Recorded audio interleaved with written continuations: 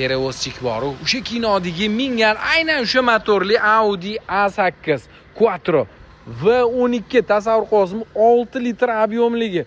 AMG degandek gap yoki Mercedes S-klassi.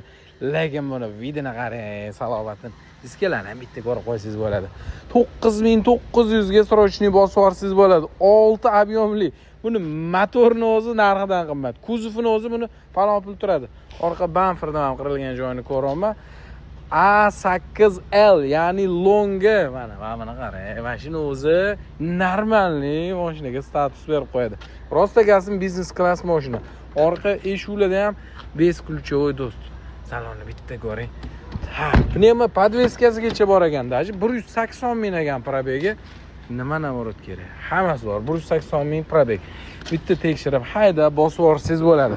2004-yil 9900 bitta